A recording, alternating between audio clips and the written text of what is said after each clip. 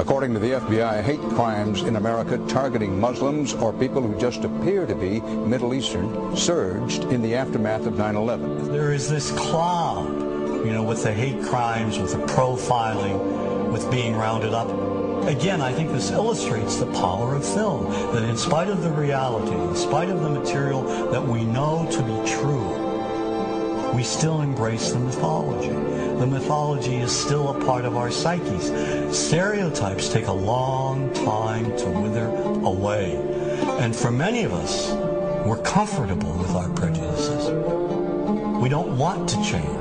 We've grown accustomed to this face.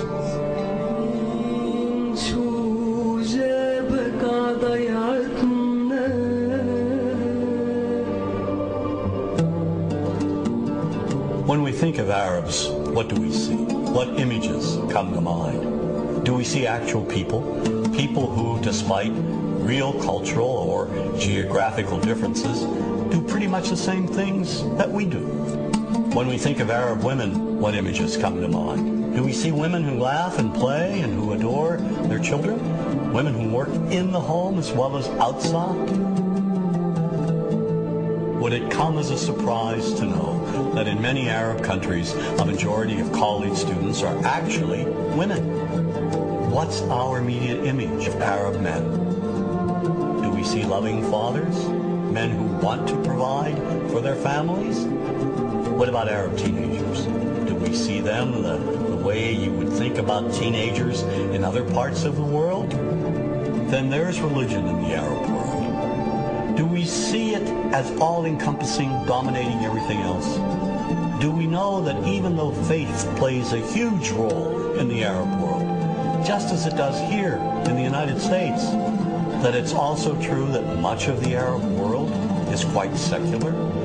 When we think of Arabs and religion, does Christianity come to mind? Do we remember that there are over 20 million Christians in the region who have lived side by side in harmony with Muslims for centuries?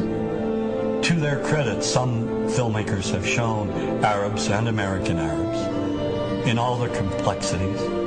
An excellent way to shatter a stereotype is through laughter, through comedy.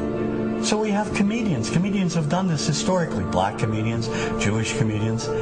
So we see Arab comedians doing this, and this is one way to release the tension. My name's on a credit card, true story. Guy behind the counter picked up my credit card, sees the Olive Garden, looks at me all weird. He's like, hey, buddy, what kind of name is, that?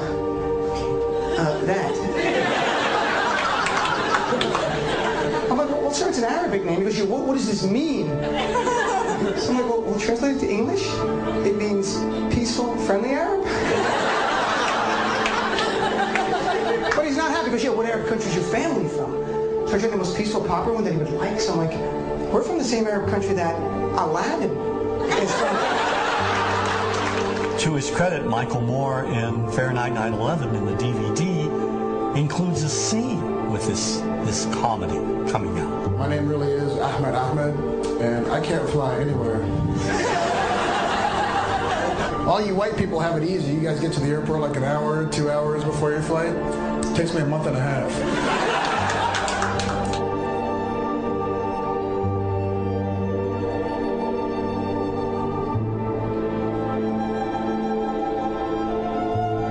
Nous vivons dans un monde qu'on peut critiquer, qui est le monde de la dérision. Vous le savez bien, et dans les médias, je dirais le monde de la dérision, on se moque de tout. Le fait que ça se fasse me satisfait.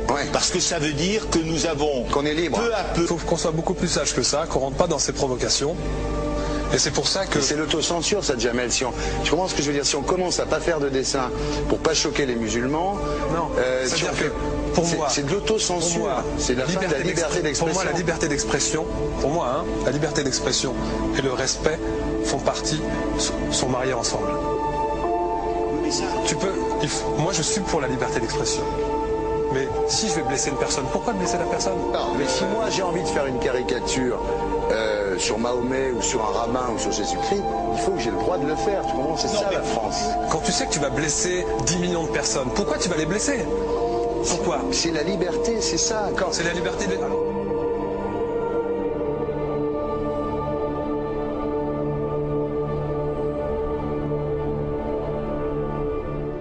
seul. Vous pensez pas que c'était à vous de vous excuser, non? En disant le sketch n'était pas très drôle, je suis désolé si j'ai blessé des gens, voilà, excusez-moi, voilà, c'est une connerie. C'est mon travail. Mais vous referiez pas le même sketch quand même? Mais le spectacle que je fais reprend en grande partie les lignes de ce sketch.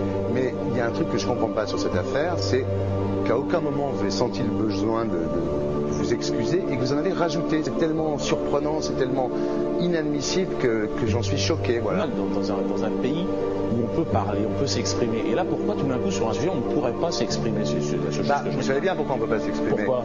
Parce que dans ce pays, on a envoyé pendant la guerre des juifs dans des chambres à gaz et que ça crée un petit problème quand même. Vous voyez ce que je veux dire? Dans ce pays, on a envoyé pendant 400 ans des centaines de millions de Noirs. Il y a eu 400 ans d'esclavage. Et pourtant, ça n'a pas empêché Michel Leb de faire un sketch qui m'a fait marrer. Où il faisait un noir, et à la fin, il faisait un singe, et en parlant des narines, en parlant des lunettes. En tout cas, lui, il n'a pas été interdit d'exercer son travail. Il a même eu la Légion d'honneur. Quelqu'un qui a toute sa famille qui a été exterminé dans un camp de concentration et qui voit quelqu'un à la télé qui dit Israël. Vous vous rendez compte? Je sais pas. Mais on peut pas. Il y a des moments où même si on connaît les gens, même si on les a invités, on leur... Et c'est pour ça que... C'est l'autocensure, ça, Jamel. Je comprends ce que je veux dire. Si on commence à pas faire de dessin pour pas choquer les musulmans...